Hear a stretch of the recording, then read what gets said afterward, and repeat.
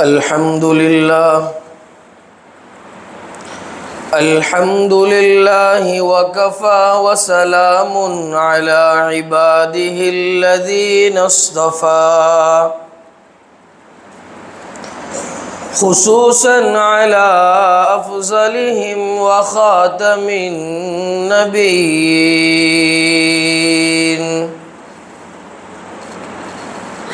محمد الأمين وعلى آله وصحبه أجمعين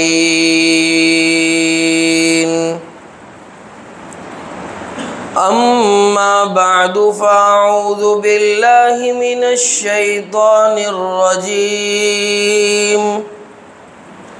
بسم الله الرحمن الرحيم يا أيها الذين آمنوا توبوا إلى الله توبة نصوحا صدق الله العظيم عن النبي صلى الله عليه وسلم أنه قال إن الله يرفع بهذا الكتاب أقواما صدق رسوله النبي الأمي الكريم اللهم صل على سيدنا محمد وعلى آل سيدنا محمد وبارك وسلم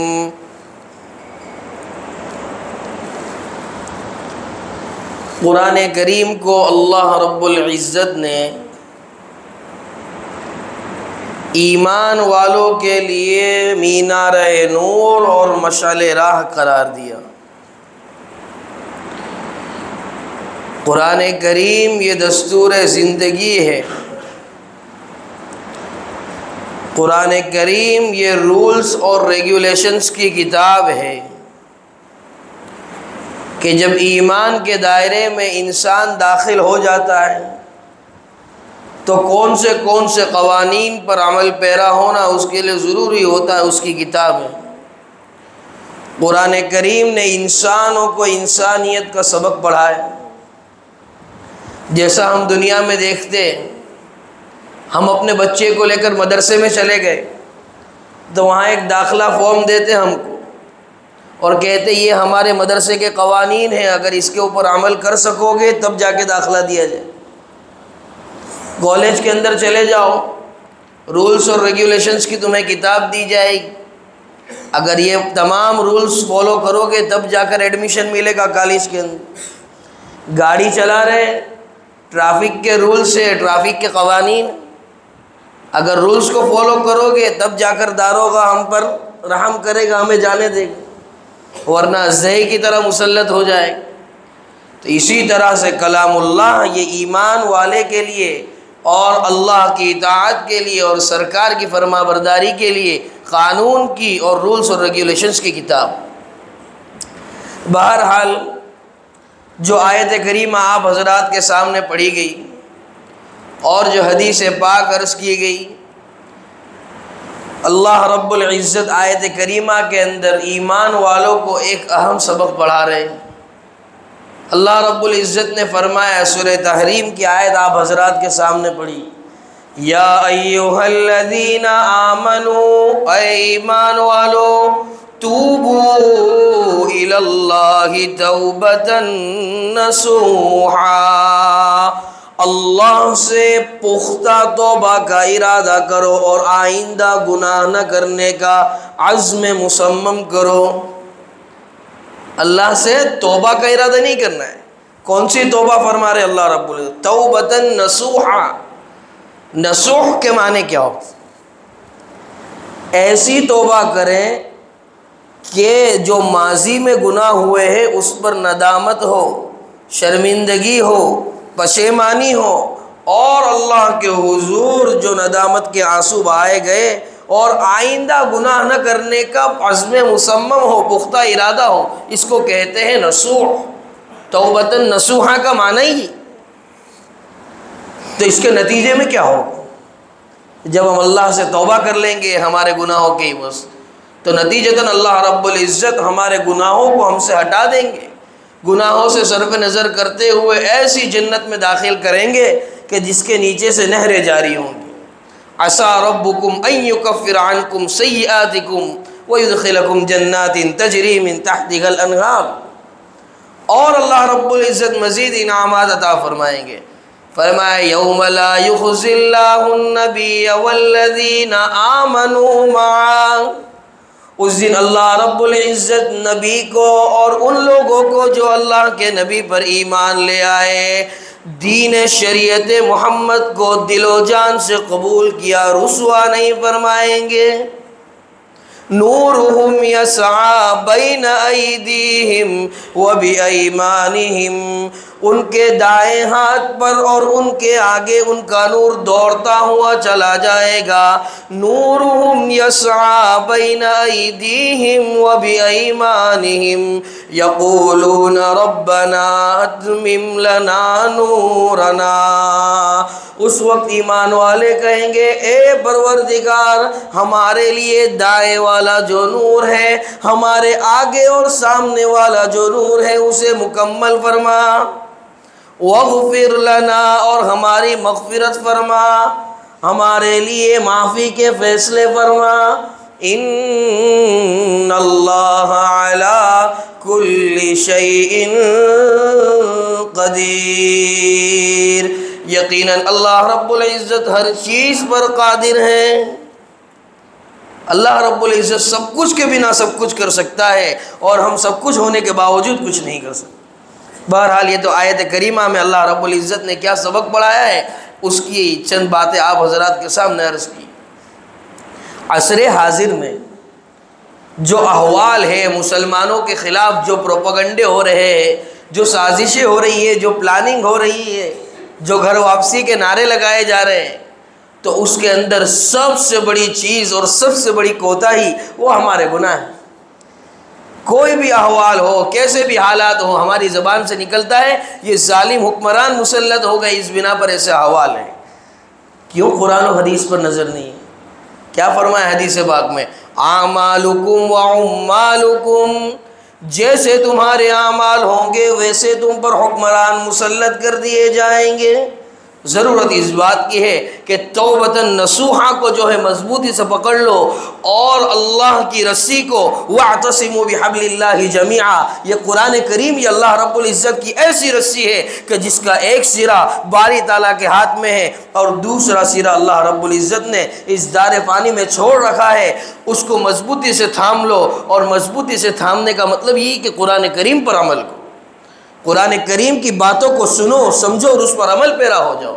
قرآن کریم نے اس وقت کیا کہا؟ توبہ کا دروازہ ابھی کھلا ہے، ابھی کوئی توبہ کا دروازہ بند نہیں ہوا۔ وہی اللہ آج بھی موجود ہے جس نے نبی کریم صلی اللہ علیہ وسلم کے پیارے چچا حضرت حمزہ رضی اللہ تعالیٰ عنہ کے کلیجہ چبانے والی ہندا کو معاف کر دیا۔ تو ہم تو اتنے گنہگار نہیں کہ ہندا کی طرح ہمارے گناہ ہو۔ جب اس کو اللہ معاف کر سکتا ہے تو چھ پدی اور چھ پدی کا شوربہ کیوں ہمیں معاف نہیں کر سکتا؟ اللہ رب العزت تو مغفرت کے بہانے تلاش کرتے۔ حضرت ابن مسعود رضی اللہ تعالیٰ عنہ جلیل القدر صحابی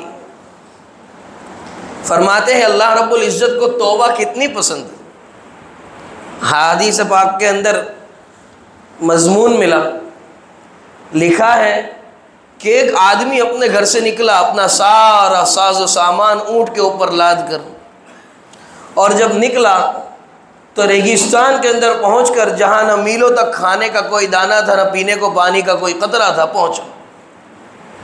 اب تھکن کے بعد آرام کے لیے ایک جگہ کو اس نے مقرر کیا، آرام کے لیے لیٹا، اور سارا اس کا ساز و سامان اونٹ کے کجاوے کے اوپر لدا ہوا تھا۔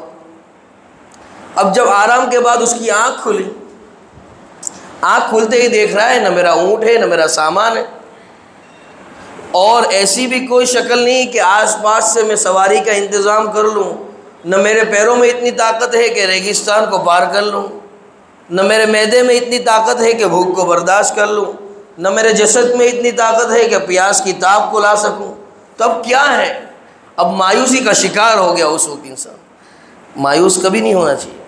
اس موقع پر بھی قرآن کریم کیا کہتا ہے؟ فرمایا لا تقنطوا من رحمت اللہ، اللہ کی رحمت سے نا امید مت ہوا کرو۔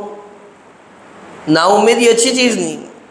بہرحال عرض یہ کر رہا تھا، اب وہ ٹینشن کے اندر، اب ٹینشن کے اندر انسان کو نیند اچھی آتی ہے، سستی آتی ہے، لیزی ہو جاتا ہے انسان۔ سو گئے واپس ٹینشن میں، اب کیا ہونے والا ہے؟ سوچ لیا اوے تو ہوں چاہلو جائیس، اوے تو اپنو کھیل ختم۔ سو گیا وہاں، اب سو گیا اور تھوڑی دیر کے بعد اٹھا، دیکھ رہا ہے کہ سارے ساز و سامان کے ساتھ اس کا اونٹ اس کے سامنے موجود ہے، تو کتنی خوشی ہوگی، زندگی کے گزارنے کی امید کی ایک کرن اس کے سامنے آ گئی۔ تو اس کو اس کے اونٹ کے اور سامان کے مل جانے پر جو خوشی ہوتی ہے، اس سے کئی سو گنا زیادہ خوشی اللہ رب العزت کو گنہگار بندے کے توبہ کرنے پر ملتی ہے۔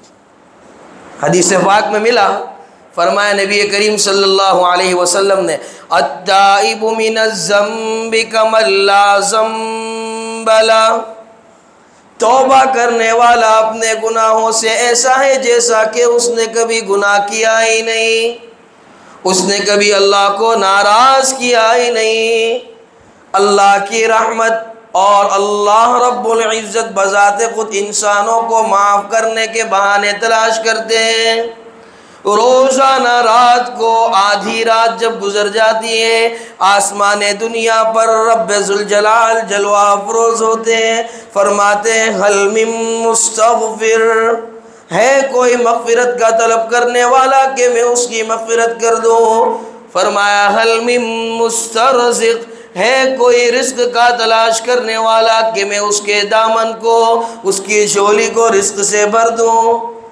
ہائے بربادی اور ہائے افسوس جس وقت رب ذوالجلال کا، جس وقت اللہ رب العزت کا اعلان ہوتا ہے کہ میں مغفرت کرنے کے لیے تیار ہوں، میں روزی تقسیم کرنے کے لیے تیار ہوں، ہم میٹھی نیند لے رہے ہوتے ہیں، بستر چھوٹتے نہیں، گدے چھوٹتے نہیں۔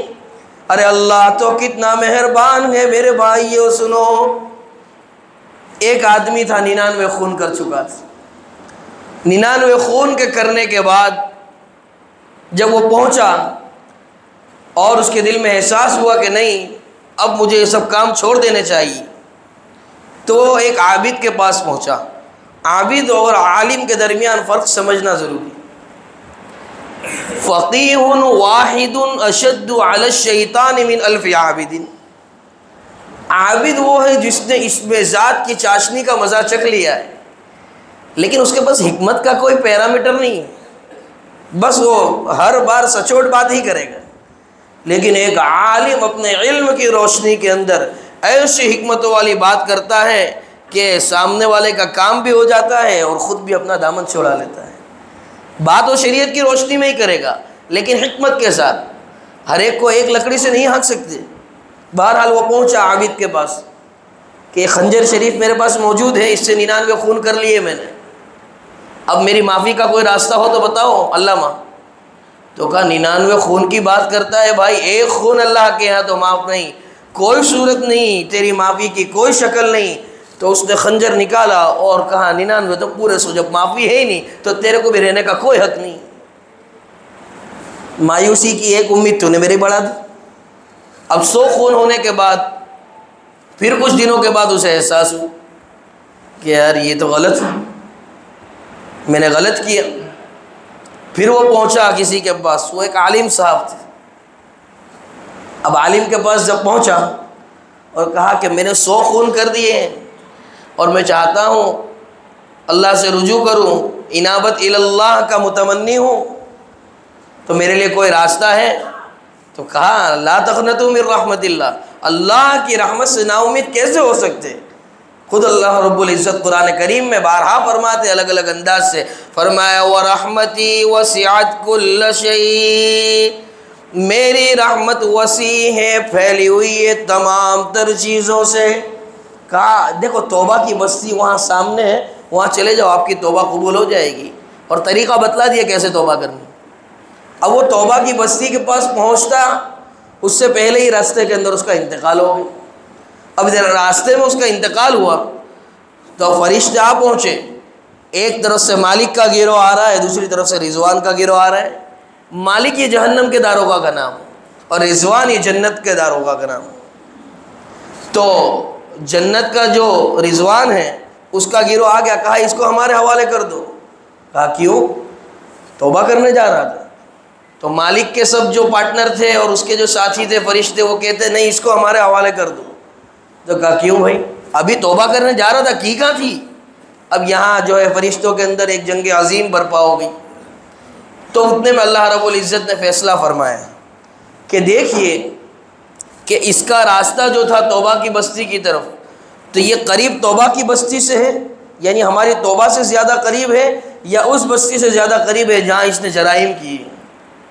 تو جب دیکھا اس سے پہلے ہی اللہ رب العزت نے وہ جو سوخون کرنے والا تھا اس کے سینے کو توبہ کی بستی کی طرف پلٹا دیا. تو اللہ رب العزت اگر اس کے سینے کو نہ پلٹاتے اور اس کے سینے کو توبہ کی بستی کی طرف نہ کرتے تو شاید اس کی مغفرت نہیں ہوتی. تو اللہ رب العزت تو بہانہ تلاش کرتے. اللہ تو دیکھ رہے کہ یہ تو توبہ کرنے آ رہا تھا نا، لیکن کیا کرے، وقت اجل کسی کا ساتھ دیتا نہیں اور گیا وقت پھر ہاتھ آتا نہیں. کل نفس ذائقۃ الموت، ہر نفس کو موت کا مزہ چکھنا ہے. موت سے پہلے اللہ سے توبہ دلہ کر لو، معافی تلافی کر لو. حقوق اللہ جو ضائع ہوئے ہیں اپنے مسلوں کو آنسوؤں سے تر کر کے اپنے کریم اور مہربان رب کو منا لو. اس لیے کہ اللہ رب العزت نے بار بار قرآن کے اندر بیان فرمایا ان اللہ غفور الرحیم. اللہ رب العزت تو بہت معاف کرنے والے ہیں، بخشنے والے ہیں، بڑے مہربان ہیں. ان اللہ تواب الرحیم، اللہ توبہ کو زیادہ پسند کرنے والے ہیں. شاعر بڑی اچھی بات کہتا ہے، ہم تو مائل بکرم ہیں کوئی سائل ہی نہیں، اور راہ دکھلائے کسے کوئی رہرو منزل ہی نہیں. اللہ تو معاف کرنے کے لیے تیار ہے، لیکن ہائے افسوس بندہ معافی مانگنے کے لیے تیار نہیں. اور ہم کہتے بھی ہیں کہ وہاں میں تو بہت معافی مانگتا ہوں، بہت دعا کرتا ہوں، دعا قبولت نہیں ہوتی ہے. تو ہمیں مانگنا بھی کہاں آتا ہے؟ ہمیں اللہ سے مانگنا بھی کہاں آتا ہے؟ یہ تو دربار کو پکڑ لینا پڑتا ہے. حدیث پاک میں لکھا ہے کہ بندہ جب ایک بالشت اللہ کی طرف جاتا ہے تو اللہ ایک ہاتھ اس کی طرف آتا ہے. بندہ جب چل کر اللہ کی طرف جاتا ہے اللہ دوڑ کر اس کا استقبال کرتا ہے. تو پھر وہ اللہ کیوں ہماری نہیں سنے گا؟ وہ اللہ کیوں ہماری مغفرت نہیں کرے گا؟ اس کی سب سے بڑی وجہ ہے کہ توبہ کرنے کا طریقہ ہی ہمارے پاس نہیں. اڑ جانے کا اللہ رب العزت کے دربار پہ طریقہ ہی ہمارے پاس نہیں. واقعہ سن، ایک دربار تھا بادشاہ کا. اس دربار کے اندر ایک انسان کا خون ہو گیا. اب جب خون ہوا تو خون ہونے کے بعد اب خونی تلاش کر رہے، مل نہیں رہا ہے. تو دو آدمیوں کے اوپر شک ہو گیا، ان دونوں کو قید کر لیا. ان میں ایک ظالم تھا، دوسرا مظلوم تھا. رات میں قید خانے میں دونوں کو ڈال دیا اور بادشاہ نے فیصلہ سنایا کہ دوسرے دن ان دونوں میں سے فیصلہ کر دیا جائے گا. ایک باعزت بری ہو جائے گا اور دوسرے کو سولی دے دی جائے گی، سولی پر چڑھا دیا جائے گا. رات میں دونوں دعا کر رہے، بارگاہ عزتی میں سجدہ ریز. جو ظالم تھا کہہ رہا ہے اللہ میں اقراری مجرم ہوں، میں مانتا ہوں میں نے مرڈر کیا ہے، خون کیا ہے، میں ظالم ہوں، لیکن اللہ فضل کا معاملہ فرما. اور جو دوسرا مظلوم ہے وہ دعا کر رہا ہے اللہ تو تو جانتا ہے میں مظلوم ہوں، تجھ سے بس یہی درخواست ہے اللہ عدل کا معاملہ فرما. ہم ذرا وائٹ کالر کیا نہیں ہوتے، اللہ کو اپنا وائٹ کالر بتانے نکل جاتے. تو ایک جو ظالم تھا اس نے کہا فضل کا معاملہ فرما، اور دوسرا جو مظلوم تھا اس نے کہا عدل کا معاملہ فرما۔ دوسرے دن بادشاہ وقت نے فیصلہ سنایا ظالم کے حق میں کہ اس کو باعزت بری کر دیا جائے، اور جو مظلوم تھا کہا اس کو سولی پر چڑھا دیا جائے، یہی حقیقتاً مجرم۔ اللہ کے دربار میں دونوں حاضر ہو۔ حاضر ہونے کے بعد اللہ رب العزت سے مظلوم نے پوچھا، اے اللہ میں نے تجھ سے کہا تھا میں تھوڑی ظالم تھا، اور تو علیم بذات الصدور ہے، سینوں کے اندر جو چیزیں چلتی ہیں تمام چیزوں کو تو جانتا ہے۔ تو نے تو کہا تھا قرآن کے اندر وَلَقَدْ خَلَقْنَا الْإِنسَانَ وَنَعْلَمُ مَا تُوَسْوِسُ بِهِ نَفْسُهُ وَنَحْنُ أَقْرَبُ إِلَيْهِ مِنْ حَبْلِ الْوَرِيدِ۔ ہم نے انسان کو پیدا کیا اور ہم انسان کی نس نس سے واقف ہیں، یہاں تک کہ ہم انسان کی شہرک سے بھی زیادہ قریب ہیں۔ تو کیوں میرے خلاف فیصلہ سنایا گیا جبکہ میں مظلوم تھا؟ تو اللہ نے کہا کہ جو ظالم تھا اس نے کہا اے اللہ فضل کا معاملہ فرما، اور تو نے کیا کہا؟ عدل کا معاملہ فرما۔ ہمارے فضل کا اور ہماری رحمت کا تقاضا ہی یہ ہے کہ اس کو سر پہ نظر کر کے جس کا خون ہوا ہے اس کو ہم اپنے اعتبار سے اور اپنے دست قدرت سے بدلہ دے دیں گے، اور تو نے کہا تھا عدل کا معاملہ فرما۔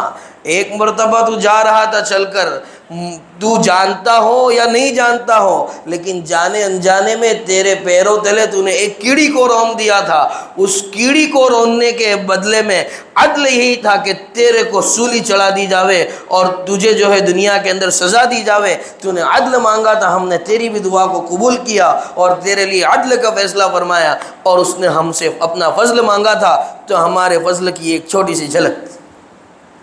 تو دعا مانگنے کا طریقہ بھی آنا چاہیے، اور یہ طریقہ سیکھنے کہاں ملے گا؟ یہ صوفیاء کرام کے پاس جانا پڑے گا، علماء ربانیین کے پاس جانا پڑے گا۔ کیوں؟ مولوی صاحب جیب میں سے کوئی بات نہیں کرتا، خود قرآن کریم نے اس کو بیان فرمایا ہے۔ فرمایا یا ایھا الذین آمنوا، اے ایمان والو، اتقوا اللہ وکونوا مع الصادقین، تقوی اختیار کرو اور سچوں کی صحبت میں رہو۔ سچوں سے مراد یہاں اللہ والے، مفسرین نے لکھا کونوا مع الصادقین، صادقین ای ہم المفلحون و ای ہم المتقون۔ صادقین سے مراد کامیاب لوگ ہیں اور متقی لوگ ہیں۔ البتہ علامہ آلوسی نے لکھا الصادقین فی الاقوال والصادقین فی الاعمال والصادقین فی الاحوال، کہ وہ اپنے اعمال میں، اپنے اقوال میں، اپنے احوال میں، اپنی جلوت میں، اپنی خلوت میں یکساں ہوں، ایسے لوگ یہاں پر مراد۔ یہ اللہ رب العزت کی منشا ہے۔ اور توبہ کا دروازہ پکڑ کر کیسے اڑا جاتا ہے؟ حضرت شیخ یونس صاحب جون پوری رحمۃ اللہ علیہ واقعہ سناتے ہیں اپنے طلباء کو دوران درس۔ فرماتے ایک شیخ تھے، دربار لگا تھا شیخ کا، مریدین آئے ہوئے تھے، اور روزانہ رات میں وہ شیخ دعا کرتے اللہ میری توبہ، اللہ معاف فرما دے، مغفرت فرما دے۔ روزانہ غیب سے آواز آتی کوئی مغفرت نہیں، کوئی معافی نہیں مل سکتی تمہیں۔ لیکن پھر بھی ان کا وہی معمول تھا۔ ایک رات ایک مرید نے دیکھ لیا کہ روزانہ شیخ توبہ کرتے ہیں، معافی مانگتے ہیں، لیکن ان کا کوئی اینڈ آتا ہی نہیں، ان کا کوئی نتیجہ آتا ہی نہیں۔ تو ایک دن شیخ سے کہا، معافی مانگ رہے تھے تبھی، روزانہ آپ معافی مانگتے ہو یا اللہ میری توبہ، یا اللہ میری توبہ، یا اللہ مغفرت کے فیصلے فرما، اور آپ معافی مانگتے ہی رہتے ہو، آپ کی توبہ قبول ہوتی نہیں۔ تو اس وقت شیخ نے زار و قطار آنسو جاری تھے آنکھوں سے، کہا بتا اس دربار کے علاوہ دوسرا بھی کوئی دربار ہے جہاں جا کر میں بھیک مانگوں؟ بتا اس در کے علاوہ دوسرا بھی کوئی در ہے جہاں سے میری مغفرت کا پروانہ شائع ہو سکتا ہے؟ بس اس لمحے کا انتظار تھا۔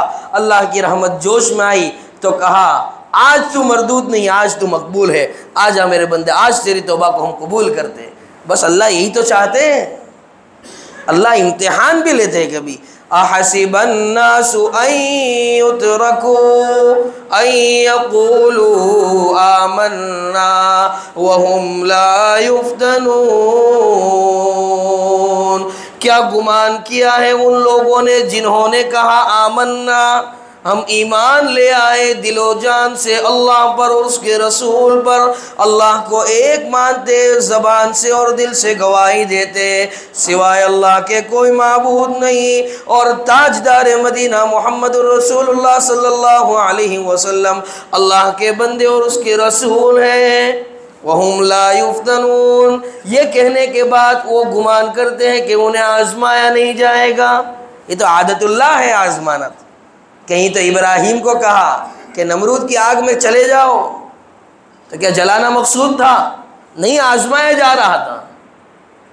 اور جب اللہ کی بات مانی تو اللہ نے قرآن کریم میں ان کی تعریف بیان فرمائی، فرمایا وَإِبْرَاهِيمَ الَّذِي وَفَّى، اور ابراہیم نے وفاداری کی اللہ اپنے کلام کے اندر، اور اتنی بابرکت کتاب کے اندر کسی کی وفاداری کی گواہی دے دے تو اس سے بڑی بات اور کیا ہو سکتی ہے۔ نیز اللہ رب العزت نے قرآن کریم میں بیان فرمایا، ہم آزماتے ہیں تو یاد رکھو ہم ایسے ہی نہیں چھوڑ دیتے، پس پردہ ہمارا امداد کا ہاتھ اور ہماری نصرت کا ہاتھ تم لوگوں کے اوپر ہوتا ہے۔ جب تم ہم سے توبہ کرتے ہو، مغفرت طلب کرتے ہو، معافی مانگتے ہو، ہماری اطاعت کرتے ہو، اس کے باوجود جو تم پر احوال ہے تو پس پردہ ہمارا امداد کا اور نصرت کا ہاتھ وہ تم پر ہوتا ہے۔ جب نمرود کی آگ میں کود جانے کو کہا حضرت ابراہیم کو تو ایسے ہی نہیں کہا، پیچھے سے اللہ رب العزت آگ کو حکم فرما رہے، قُلْنَا يَا نَارُ كُونِي بَرْدًا وَسَلَامًا عَلَىٰ إِبْرَاهِيمَ، ہم نے کہا اے آگ تو ٹھنڈی ہو جا، سلامتی والی ہو جا، گلے گلزار ہو جا ہمارے ابراہیم پر۔ تو یہ اللہ رب العزت کی ذات ہے۔ اللہ رب العزت کی ذات بہت لطیف ہے۔ اللہ رب العزت تو چاہتے ہی ہے کہ ہماری معافی کو قبول کرے، مغفرت کرے، ہمارے لیے اچھے فیصلے فرماوے۔ اب یہ توبہ کے متعلق کچھ بات ہوئی۔ اب اس کے بعد دو قسم کی سوچ رکھنے والے گروہ ہیں کہ ایک تو وہ ہے جو کہتے ہیں نہیں ہم اقراری مجرم ہیں، اللہ ہمیں معاف فرما دے، ہم توبہ کرتے ہیں، اور دوسرا گروہ لومڑی بازوں کا ہے جو کیا سوچتے ہیں جو ہوگا دیکھی جائے گی۔ کبھی مسجد کے امام صاحب نے کہہ دیا بابا یہ کرتے ہو صحیح نہیں ہے، یہ گناہ ہے، یہ اللہ کو ناراض کرنے والا کام ہے، جو ہوگا دیکھی جائے گی، میں سمجھ لوں گا اپنا معاملہ اللہ کے ساتھ۔ تو اللہ رب العزت کیا کہتے ہیں قرآن کریم کے اندر، وَيْلٌ لِّلْمُطَفِّفِينَ، ہلاکت ہو ایسے لومڑی بازوں کے لیے، ایسی بد کلامی کرنے والوں کے لیے۔ کیوں ایسی باتیں کرتے؟ دنیا کے اندر دیکھا ہوتا ہے نا، ایک فلور انلیگل چڑھا دیا، جو ہوگا دیکھی جائے گی، آفیسر آئے ٹیبل کے نیچے سے گھوس دے دی، 2 لاکھ کی رشوت دے دی، ختم۔ تو لگتا ہے قیامت کے اندر اور میدان محشر میں بھی یہی ہوگا ان لوگوں۔ ایسا نہیں، یہ لوگ کب پچھتائیں گے، اور قرآن کریم پر ان لوگوں کی نظر نہیں ہے۔ قرآن کیا کہتا ہے، فَمَن يَعْمَلْ مِثْقَالَ ذَرَّةٍ خَيْرًا يَرَهُ وَمَن يَعْمَلْ مِثْقَالَ ذَرَّةٍ شَرًّا يَرَهُ، ذرہ برابر اگر اللہ رب العزت کو ناراض کرنے والا کوئی کام کیا، اللہ پکڑنے والے اور اللہ دیکھ رہے ہیں، اور ذرہ برابر اگر کوئی خیر کا کام کر لیا، اللہ کو راضی کر لیا، تو اللہ اس کو بھی دیکھ رہے اور اپنی شائن شان بدلہ عطا فرمانے کے لیے تیار ہے۔ اللہ کتنا رحیم ہے۔ ارے قرآن پر دوستو نظر تو کرو، اللہ کو توبہ اور اچھے اعمال کتنے پسند ہے۔ فرمایا من جاء بالحسنۃ فلہ عشر امثالھا، جو کوئی ایک نیکی کرتا ہے، ایک اچھا کام کرتا ہے، اللہ 10 گنا اس کو عطا فرماتے ہیں۔ ومن جاء بالسیئۃ فلا یجزی الا مثلھا وہم لا یظلمون، اور کوئی گناہ کرتا ہے اللہ اضافہ نہیں فرماتے، چھوٹے چھوٹے نیک کاموں سے اس کی مغفرت کر دیتے ہیں، اور اگر کوئی بڑا گناہ ہے تو فلا یجزی الا مثلھا، تو اس کو سزا نہیں دیتے مگر اس کے گناہ کی مانند۔ یہ ہے اللہ رب العزت کی ذات۔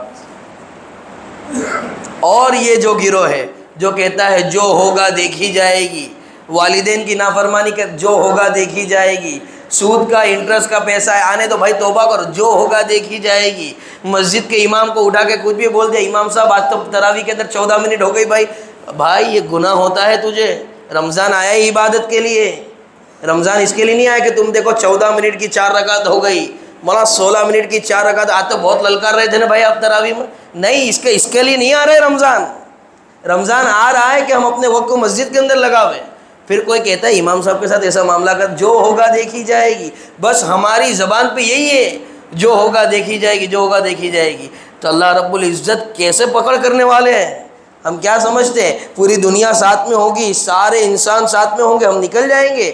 یاد رکھو اللہ رب العزت کے اعلان کو، فرمائے گا اللہ رب العزت وَامْتَازُوا الْيَوْمَ أَيُّهَا الْمُجْرِمُونَ،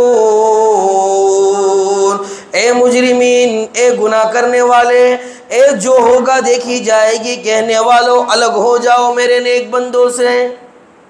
رمضان آ رہا ہے دوستو، اسی لیے کہ ایک اشرہ ہے مغفرت کا، ایک اشرہ ہے رحمت کا، ایک اشرہ ہے جہنم سے خلاصی کا۔ رحمت بھی توبہ میں شامل ہے، توبہ رحمت میں شامل ہے، رحمت نازل ہوگی توبہ قبول ہو گئی، توبہ کریں گے رحمت نازل ہوگی، اور رحمت اور توبہ کے سنگم سے جہنم سے خلاصی کے فیصلے سنا دیے جائیں گے۔ خلاصہ یہ نکلا کہ پورا رمضان اپنے رب کو منانے کا ہے، پورا رمضان اپنے رب سے لو لگانے کا ہے۔ کہیں ایسا نہ ہو کہ رمضان آ جاوے اور رمضان چلے جاوے اور ہم اس کی قدر نہ کر پاوے، اور آئندہ سال کے رمضان کو ہم پا نہ سکے اور پھر پچھتاوے تو اس کا کوئی فائدہ نہیں۔ اور ایک بات کو یاد رکھو کہ اللہ رب العزت کی رحمت اور اللہ رب العزت کے مغفرت کے جو فیصلے ہیں وہ بالکل مغفرت کی اور رحمت کے نزول کی قطار پر ہے، اور بالکل تیار ہے تمہارے لیے، ایوری ٹائم 24 گھنٹہ تیار ہے۔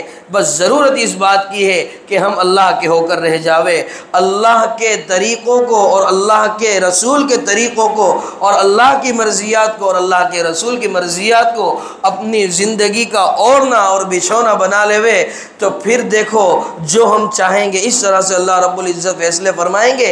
ہمیں شکایت رہتی ہے کیوں ہماری مرضیات کے مطابق فیصلے نہیں ہوتے، تو شاعر کہتا ہے خود ہی کو کر بلند اتنا کہ ہر تقدیر سے پہلے خدا بندے سے خود پوچھے بتا تیری رضا کیا ہے۔ اور ان تمام باتوں کے بعد ایک آخری بات کو بیان کر کے اپنی بات کو ختم کریں گے کہ مال و دولت، مال و متاع، سونا چاندی، مال و زر، اس کا ہم بہت بڑا دخل سمجھتے ہیں رحمت کے ساتھ اور مغفرت کے ساتھ، اور کہتے ہیں بعض لوگ وہاں آپ کہتے ہیں توبہ قبول نہیں ہوگی اور توبہ کرو مغفرت طلب کرو، تو یہ تو ہم کو اس کے لیے غریب ہو جانا پڑے، مسجد کا کونا پکڑ لینا پڑے۔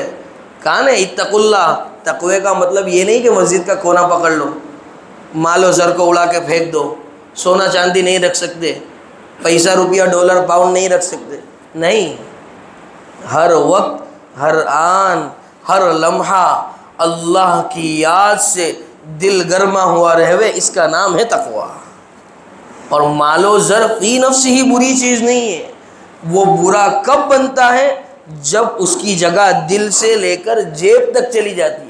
جب تک جیب میں ہے یہ اللہ کی نعمت ہے، جب وہ دل میں چلی گئی پھر توبہ اللہ کا من نہیں ہوتا، مغفرت کے کوئی شائبے ہم میں باقی نہیں رہتے۔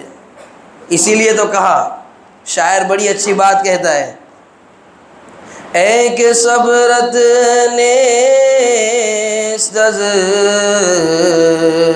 دنیا دو صبر چون داری ز رب الظلم نن، اے کہ صبرت نیست از دنیا دو صبر کے داری ز نعم الماہدو، چیست دنیا از خدا غافل بدن نیکماشو نقرو فرزند زن چیست دنیا از خدا غافل بدن نیکماشو نقرو فرزند زن. مال و متاع اور مال و زر کا ہونا فی نفسی ہی بری چیز نہیں ہے، لیکن اس مال و زر کا جیب سے دل کے اندر آ جانا اور اللہ کی یاد سے غافل کر دینا، اللہ کی مغفرت سے غافل کر دینا، یہ بری چیز ہے. انہی چند گزارشات پر ہم اپنی بات کو ختم کرتے ہیں. اللہ رب العزت کہنے سننے سے زیادہ عمل کی توفیق عطا فرماوے. وآخر دعوانا ان الحمد للہ رب